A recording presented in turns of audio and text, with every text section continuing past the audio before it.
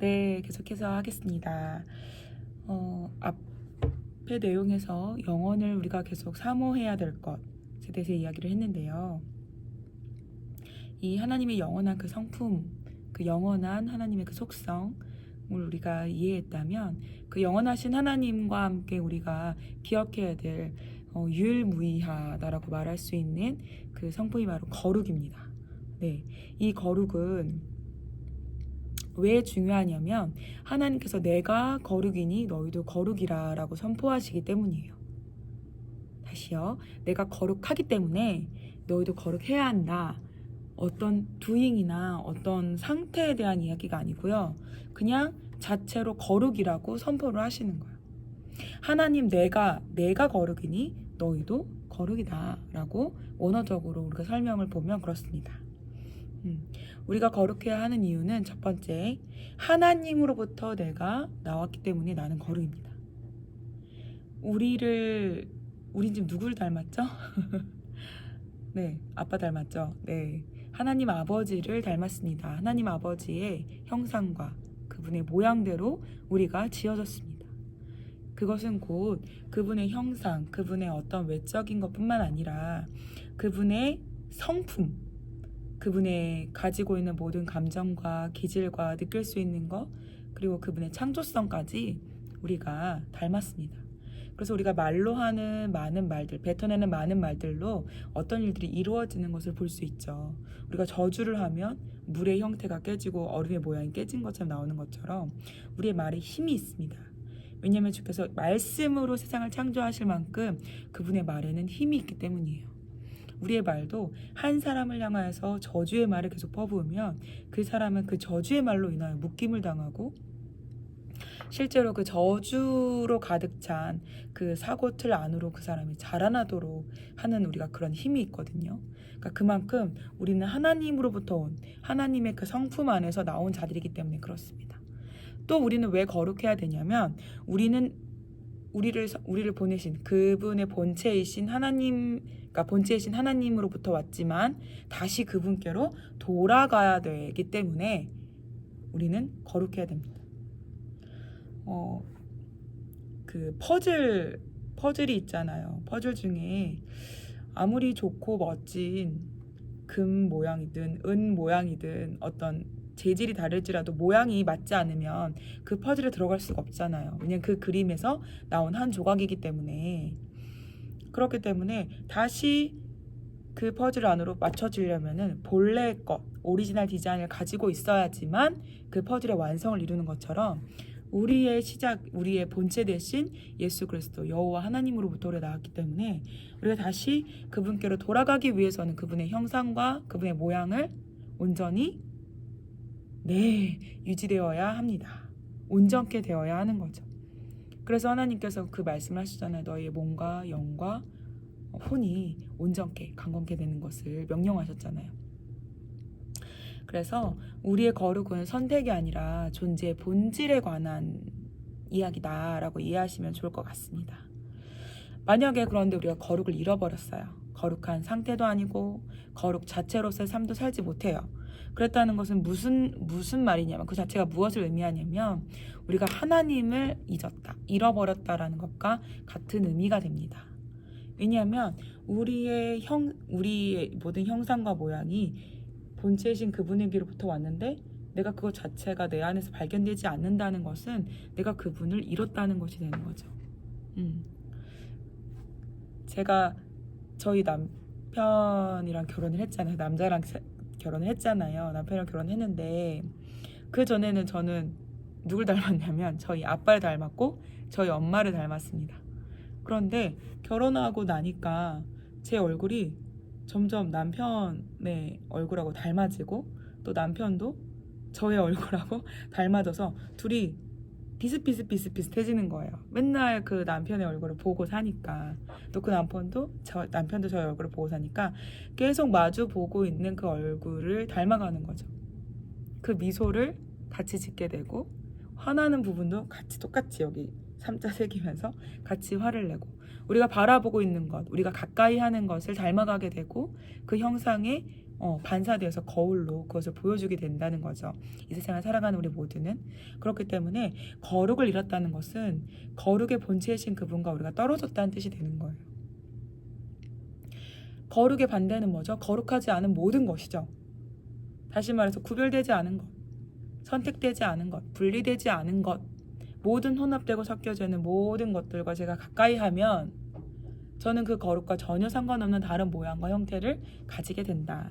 그래서 그 본질 자체가 무엇이었어요? 아까 전에 거룩은 선택이 아니라 나의 존재 본질이라고 했는데, 내가 만약에 거룩을 잃어버렸다는 것은 하나님을 잃어버렸다는 이야기가 되는 거죠.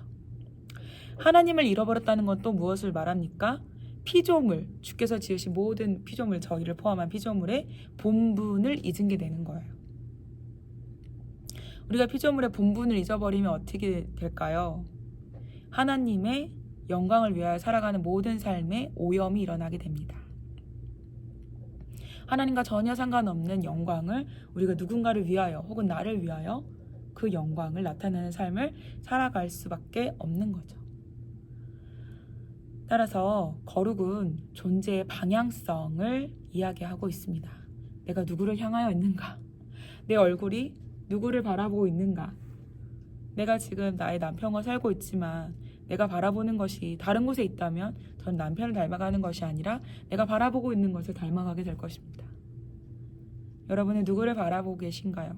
정말 영광의 주인이신 하나님을 향하여 바라보고 있기에 그 거룩의 삶을 살고 계신지, 아니면 전혀 다른 영혼의 하나님을 전혀 볼 수 없게 만드는, 하나님의 시간표를 캐치할 수 없게 만드는 온갖 섞인 것들 안에서 우리들의 시선이 고정되어 있는 건 아닌지 돌아봐야 한다는 것입니다. 하나님은요, 계획과 목적을 모든 사람이 개인을 위하여서 가지고 창조하셨습니다. 네, 모든 사람은요 다 다르게 생겼어요. 닮거나 비슷할 수는 있어요. 쌍둥이들도 외모는, 얼굴은 똑같을 수 있지만 생각하는 것, 마음에 맺혀서 상상하는 모든 것들, 여러 가지 영역에서는 정말 너무너무 달라요. 너무너무 달라요. 그리고 우리는 그 쌍둥이 둘을 보고 똑같다 말해도 쌍둥이들은 어디가 다른지를 서로는 압니다. 그리고 역할이 달라요. 그리고 목적이 다릅니다. 100피스의 퍼즐을 맞출 때 1번부터 100번까지 각자의 위치와 역할과 보여지는 그림과 색이 다릅니다. 그래야지만 그 퍼즐의 진짜 완성된 하나의 그림을 이룰 수가 있어요. 하나님이 우리를 창조하셨을 때도 창조된 온전한 그 지구, 온 세계, 저희는 지구에 사니까 이 지구, 온 세계, 땅과 모든 하늘들과 땅들, 땅의 이 모든 영역 안에서 정은정이라는 나라는 사람의 퍼즐은 유일무이합니다. 유일무이해요. 누구도 나를 대신해서 그 모양을 흉내낼 수도 없고 만들어낼 수도 없어요. 그런데 우리는 하나님의 이런 계획과 목적에 대해서 그렇게 관심이 없는 것 같아요. 각 사람에게는 오리지널 디자인이 있어요. 정은정이라는 사람을 창조하셨을 때 내가 이렇게 쓰겠노라, 내가 이런 역할을 이 아이에게 부여하겠노라 라고 말씀하신 하나님의 본래 그 디자인, 그 디자인을 우리가 캐치하지 못하면 우리의 개인의 삶의 그 인생의 어떤 영역에서도 하나님이 하셨다라는 것을 캐치하지 못하면 사실 우리는 굉장히 불쌍한 인생이 됩니다. 내가 어떤 일을 잘 해내도, 어떤 때는 잘 하지 못했을 때도 나를 지으신 이가 있다는 걸 아는 것은 내가 상 받을 자가 되었다는 것을 기쁨으로 누릴 수 있고요. 어떤 일을 잘했을 때는, 내가 못했을 때는 나를 위로하시고 괜찮다, 내가 너를 목적한 바는 A라는 것인데 그 A를 위하여 너는 아주 아름답게 창조된, 너는 그것만 잘하면 되는, 아주 잘하고 있는, 이미 잘하고 있는, 왜냐하면 내가 창조한 대로 너가 그렇게 살고 있으니까. 나의 어떤 기능적인 면을 가지고 주님이 말씀하시는 것이 아니라 너가 나와 연결되어 있는 나의 시간표 안에 살고 있다면 내가 명한 그것을 너는 할 수 있다고 주님이 이야기하신다는 거예요. 그러니까 나는 거기서 두려움 없이 주님께 나아갈 수 있는 힘을 얻게 되죠. 우리는 하나님의 형상이고 고로 거룩이고 거룩한 존재입니다. 거룩의 히브리적 의미는 뭐 성스럽다, 뭐 거룩, 그러니까 영적이다, 뭐 이런 의미가 있죠. 이런 의미가 우리가 알고 있는 의미가 있는데 이거는 헬라적 관점에서 갖는 2차적 의미예요. 근데 히브리어 카도시라고 이야기하는 이 거룩은 사실 독특하고 고유하고 특별한 것에 대해서 이야기하고 있어요. 저희 나라는 사실 그 독특하다, 특별하다 라는 그 말을 약간 유별나다라는 말로 이해하는 것 같아요. 근데 유별나다라는 말은 굉장히 부정적인 뉘앙스가 강하잖아요. 그런데 하나님께서 말씀하신 그 거룩의 단어가 바로 이 독특함, 특별함이라는 거죠. 나의 자녀가 혹은 내가 어떤 군중에서 툭 튀어나와서 전혀 다른 모습을 가지고 이렇게 보여질 때 창조적이야. 너 어떻게 그런 생각을 했니? 라는 반응이 먼저 나오세요? 아니면 가만히 있어. 너 왜 이렇게 튀려고 해? 제발 모두가 오른쪽이라고 얘기하는데 너는 자꾸 왜 왼쪽이라고 얘기하는 거야? 이렇게 반응하시는지 한번 생각해 보세요. 보통 우리는 후자의 경우가 많죠. 너 대단하다. 너 특별해. 와, 너 어떻게 그렇게 결정할 수 있었어? 라고 이야기하는 우리의 그 거룩함, 그 고유함, 네, 이것을 잘 인정해주지 못하는 현실인 것 같습니다. 제가 좀 저희 사남매 중에서는 오빠 언니 전데요. 이 사남매 중에서는 제가 제일 유별나고 독특한 성격과 성향을 가진 그런 자녀인데요. 어렸을 때는 그 독특함과 뭐라고 해야 되죠? 그만이 가지고 있는 유별나다고 생각할 만한 그런 것들이 나타났을 때 그렇게 어렵지 않았던 것 같아요. 그런데 한 해 한 해 지나면서 나이가 들면서 어느 정도 자리에 가서 일을 하고 있을 때 그 독특함과 특별함은 이 사회 구성원으로서 살아가는데 어려움을 느끼게 하는 요소가 되었던 것 같아요.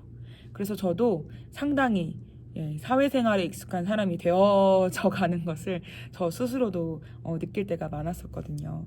근데 주님은 그런 고유함을 되게 기뻐하신다라는 거예요. 왜냐하면 본인께서 고유하시거든요.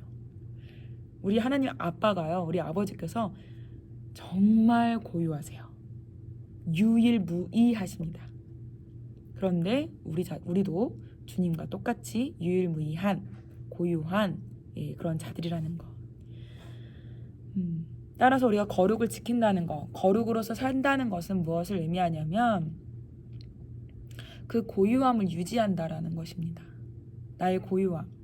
다른 사람과 비교해서 내가 좀 저 사람보다 미치지 못하는 어떤 영역에 대해서 억울해하거나 슬퍼하거나 거기에서 좌절하는 것이 아니라 나만의 유일무이함, 나만의 고유함을 개발이 아니죠. 사실은 발견하는 거죠.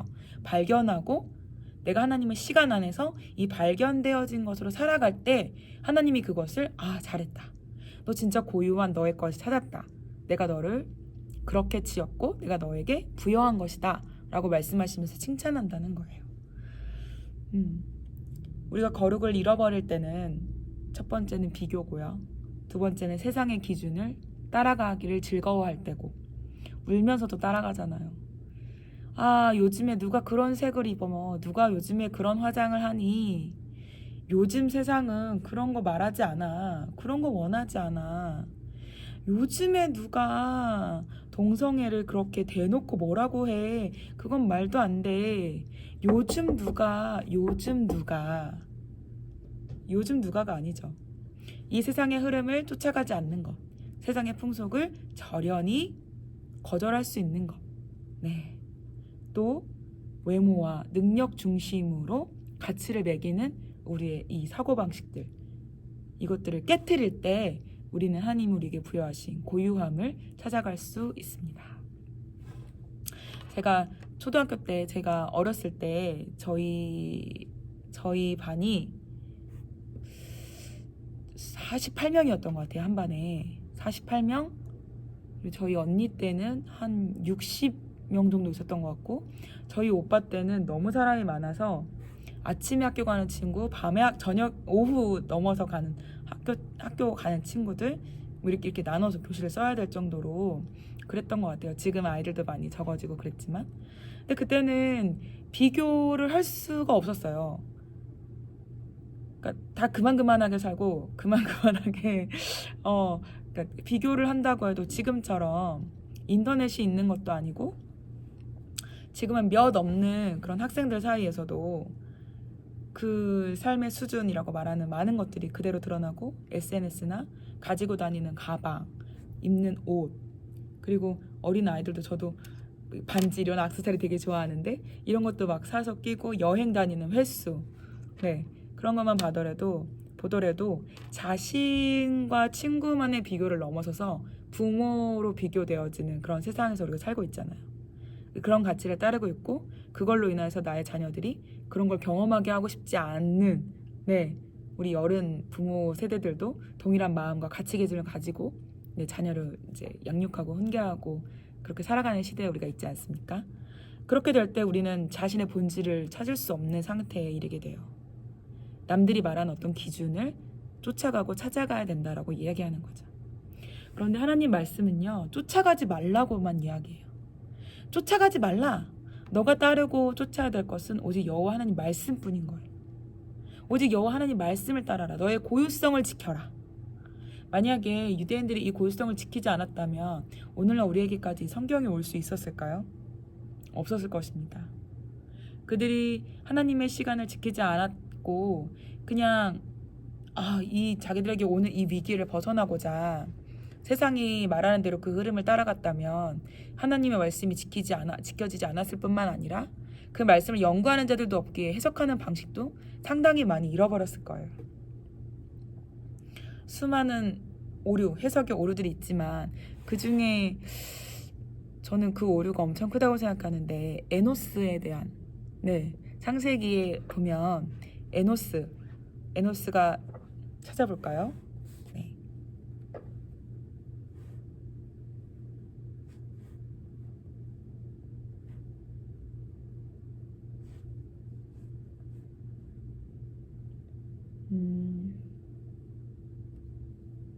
에노스가 창세기 4장에 나오죠.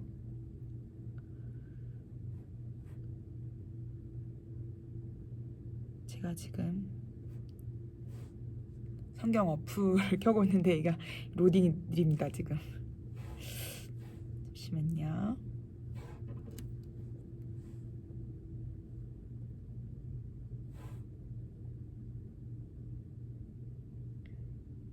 창세기 4장 끝에 보면 26절, 셋도 아들을 낳고, 저는 개역 한글 버전입니다. 셋도 아들을 낳고 그 이름을 에노스라 하였으며 그때 사람들이 비로소 여호와의 이름을 불렀더라. 네, 이렇게 말하고 있죠.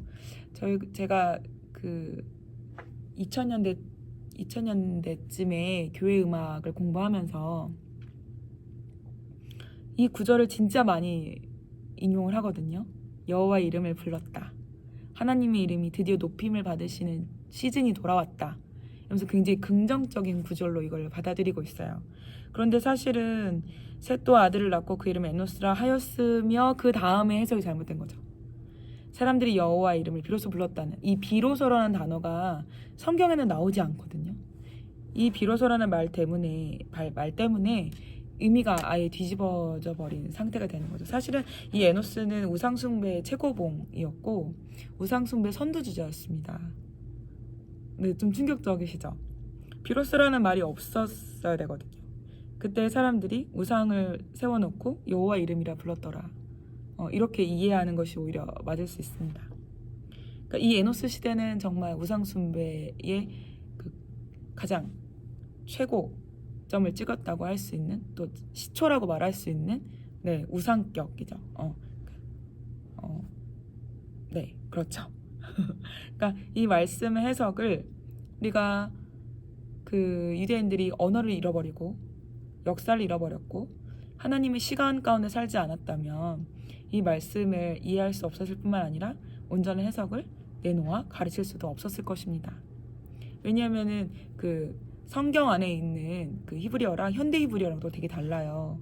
되게 다르고 성경 속에 있는 히브리어는 모음이 없습니다.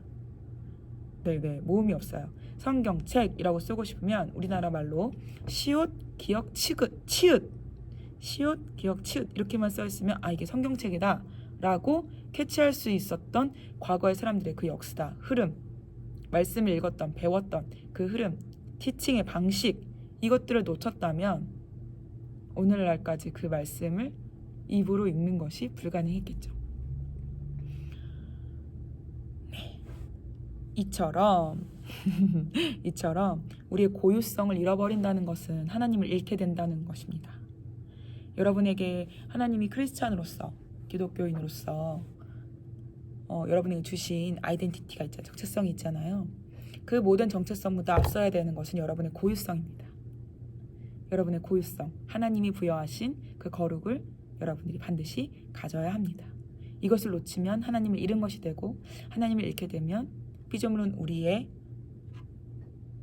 존재적 가치인 본질, 어떻게 살아야 되는지를 알 수 없게 되고, 그렇게 된다면 하나님의 시간이 아무로 내 곁으로 쏘아지고 개입되어지고 흘러지고 간다 하더라도 나는 그 안에 포함될 수 없는 인생을 살아갈 수밖에 없다는 거죠.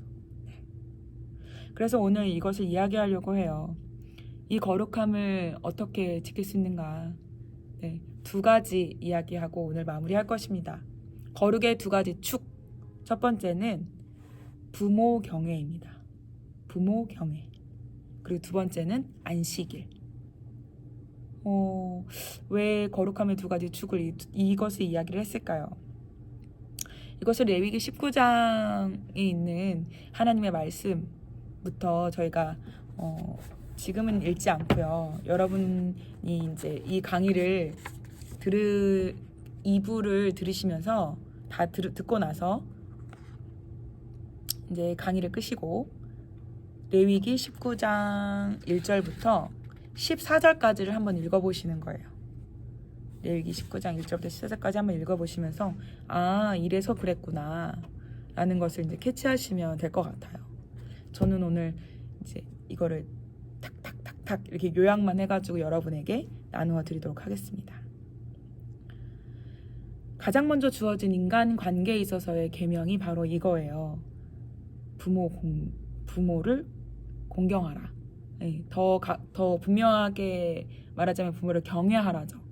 여기서 말하는 이 경외는 그 여호와를 경외하라라고 말할 때 하는 그 경외의 단어와 같은 단어를 사용하고 있어요. 여호와를 경외하는 것과 부모를 경외하는 것에 같은 단어 야레라는 말을 쓰고 있다는 거예요. 이 경외라는 말은 깊은 존중, 그리고 높여드린다, 그리고 사랑 안에서 두려움을 갖는다라는 뜻을 갖고 있습니다. 여러분의 부모님을 대할 때 이런 마음을 가지고 계신가요? 깊은 존중과 높여드림과 사랑 안에 두려움을 가지고 우리 부모님들을 대하고 계신가요?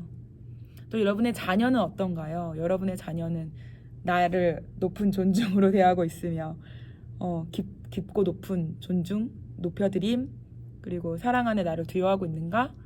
라는 것이 캐치되시나요? 네.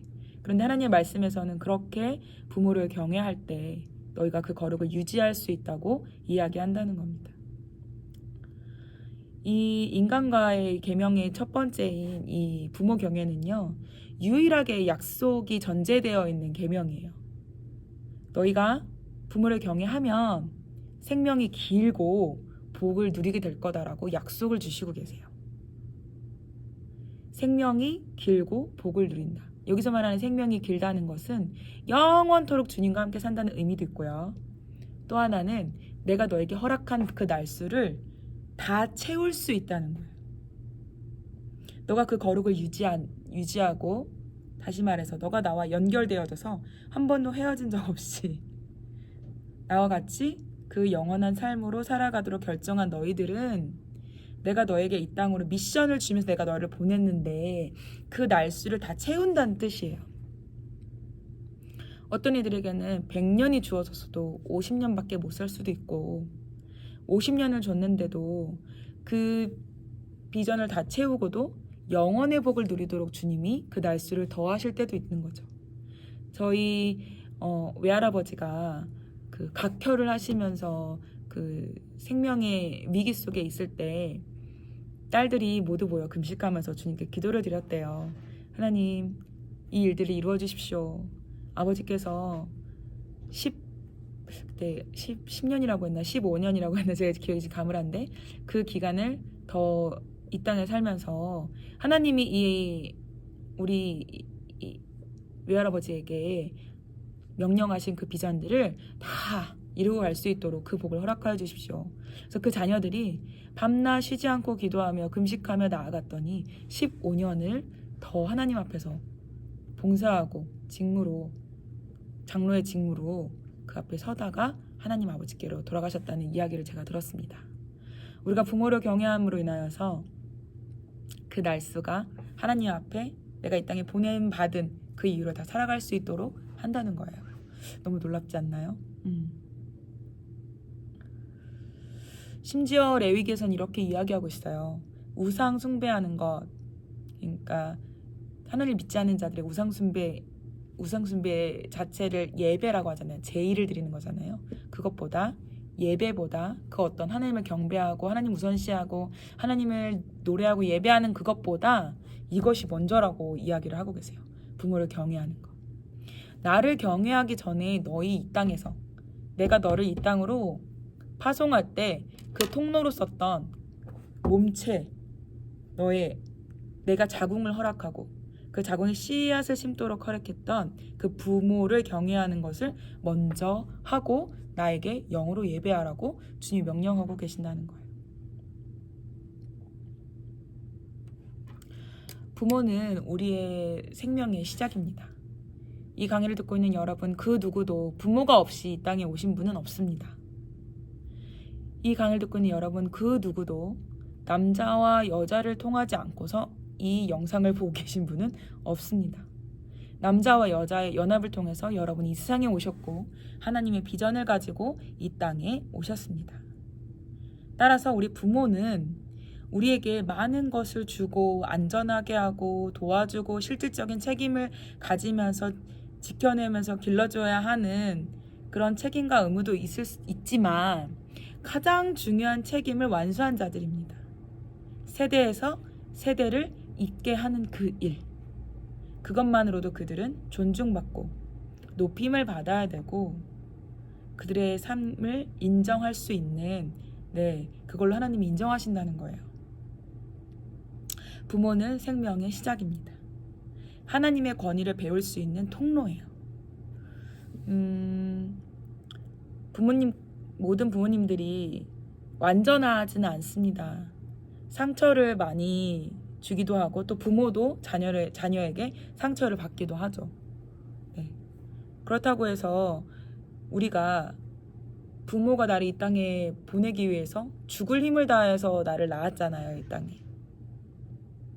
그 자궁에 10달 동안 품는 시간, 자기 몸에 생사를 찢어서 자녀를 이 땅으로, 세상으로 전혀 다른 세계로 보내도록 한 그 희생, 그 사랑과 내가 이곳에서 자라나면서 받은 상처들은 구분하고 분리할 수 있어야 한다라고 여러분에게 말씀드립니다. 이것이 거룩의 훈련이에요.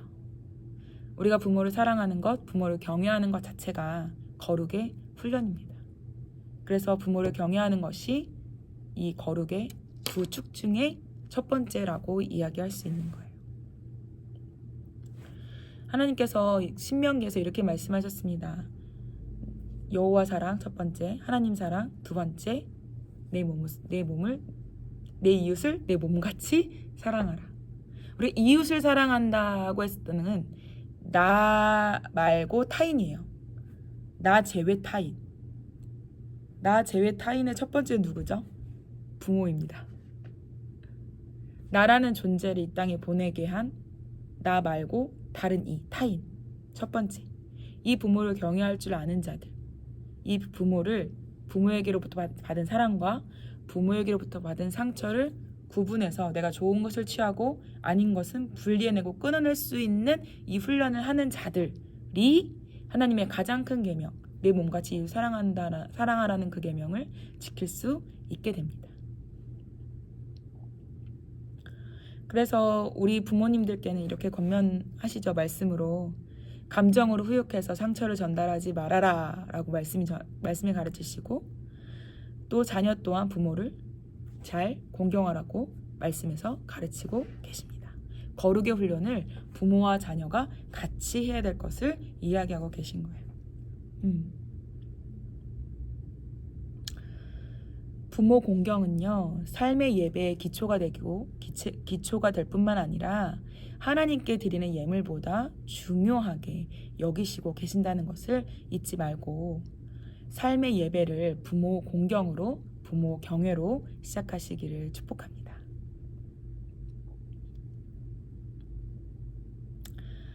네. 그리고 두 번째 축은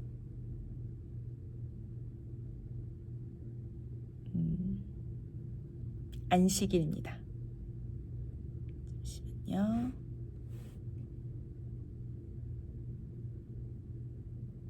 네. 아까 거룩의 두 축의 첫 번째는 부모를 경외하는 것. 이건 인간관계 기초에 대한 이야기였어요. 그러면 두 번째, 안식일에 대한 것은 하나님과의 관계의 기초를 잘 세워야 한다고 가르치는 것입니다.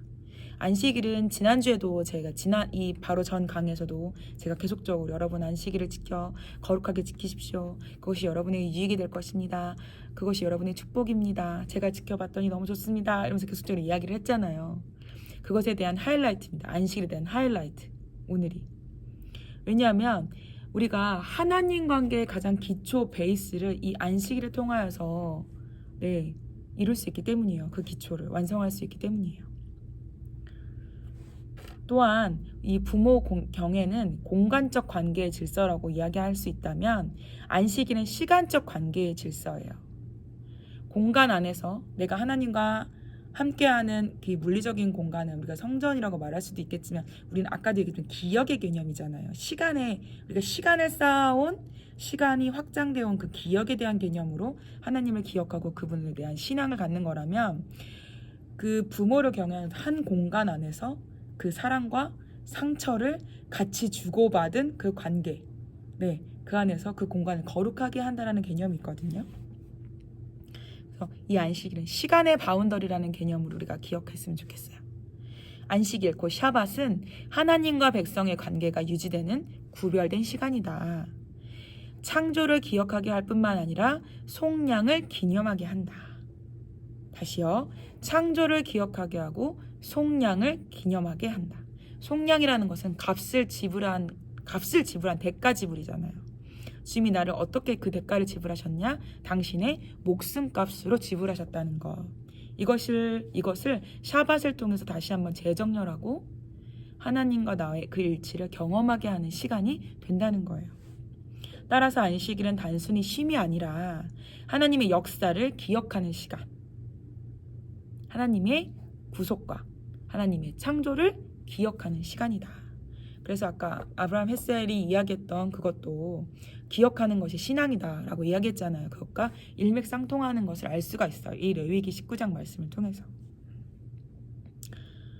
6일의 인간의 수고가 지나면 7일째 하나님이 허락하신 그 안식, 새 창조가 일어나잖아요.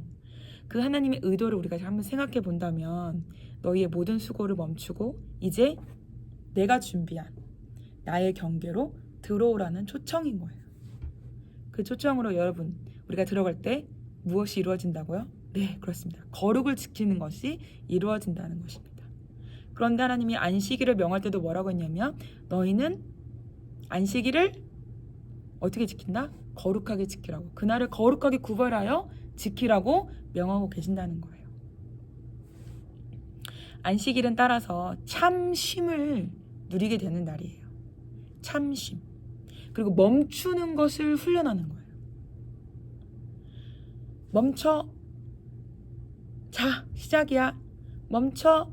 자, 시작이야. 이 경계를 우리가 알게 되는 거예요.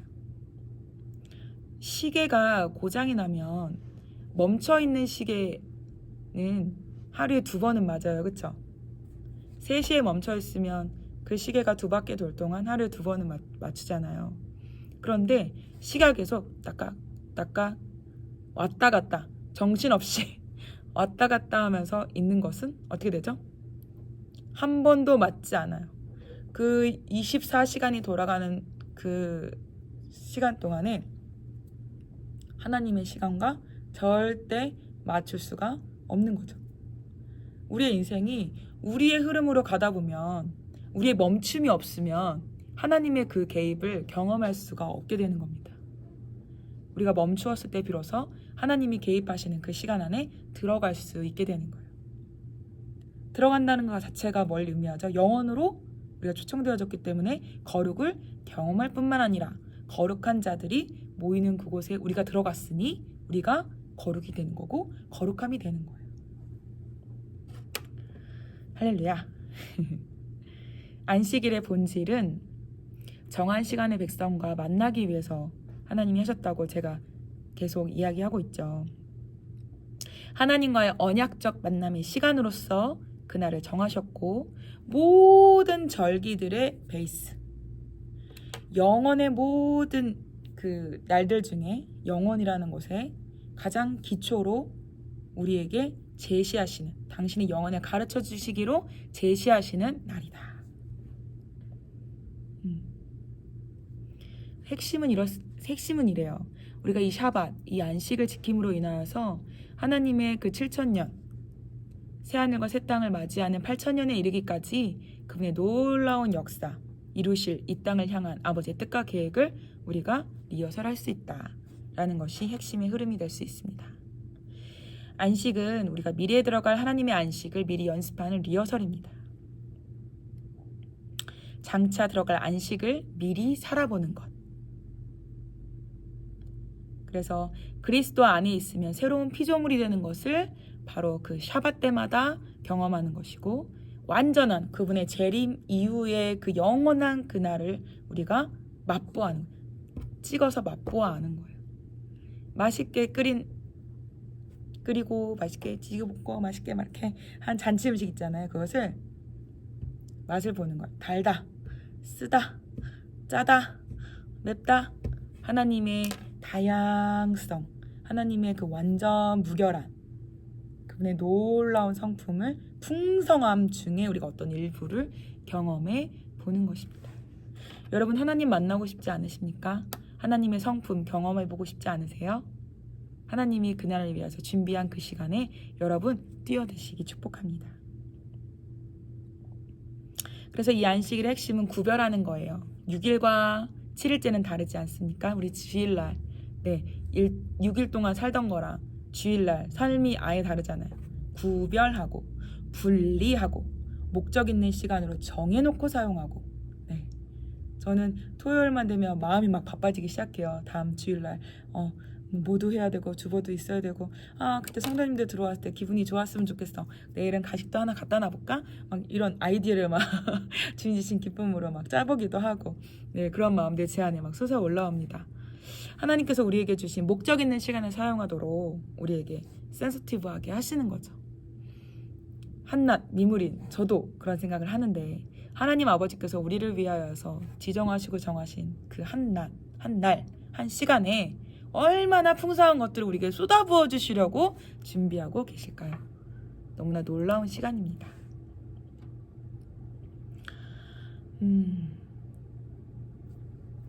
따라서 이 언약으로 들어가는 시간, 이 시간에 저와 여러분이 이 거룩을 지키기 위한 것으로 결정하고 이 시간을 사수하셨으면 좋겠습니다. 결론을 내려고 해요. 오늘은 아까 여러분에게 처음으로 소개한 아브라함 햇살 이 책 이야기 하면서 제가 기억하는 것에 대해서 이야기했잖아요. 결국은 우리가 주님의 말씀을 기억할 때 하나님의 시간으로 들어올 수 있는 힌트를 얻을 수 있다는 거예요. 하나님의 시간, 여러분에게 오늘 마지막으로 이 얘기를 하고 싶은데요. 사실은 저는 세계 정세에 대해서 여러분들한테 가르칠 만큼 지식이 많지는 않습니다. 제가 가지고 있는, 또 제가 접하고 있는 세계 정세에 대해서 공부하고 있는 사람들, 또 가까이 하고 있는 분들 통해서 배우고 있는 영역들, 제가 찾아본 자료들, 네, 그 정도 수준이지 제가 막 학자로서 공부를 해서 여러분들에게 전달을 하는 것은 아니에요. 세계 정세를 돌아보면 사실은 긍정적인 어떠한 내 마음의 즐거움이나 평안함을 얻을 수 있는 소식들은 없습니다. 내가 성경 안에서 힌트를 얻지 않고 세계 정세를 듣거나 그냥 흘러가는 대로 내가 해석하는 방식의 어떤 기준이 없이 그렇게 듣다 보면 좀 마음이 무거워지는 것 같아요. 그런데 하나님의 말씀을 알고 있고 그 말씀으로 지금 이 세상을 해석할 수 있으면 우리는 성도가 어떻게 살아야 되는지, 성도의 취할 자세, 성도의 어떤 열심이 헛되지 않을 것이라는 확신한 믿음, 이런 것들이 오히려 견고하고 단단해지고 아름답게 성도로서 단장되어지는 그런 게 되거든요. 그래서 제가 첫 주부터 사실 이런 세계 정세에 대해서 이야기하고 싶었던 부분들도 있었지만 제가 그 말을 좀 참았습니다. 네, 참았는데요. 제가 오늘은 짧게 리포트를 하려고 해요. 제가 취합한 정보에 따르면 2026년 2월에서 4월부터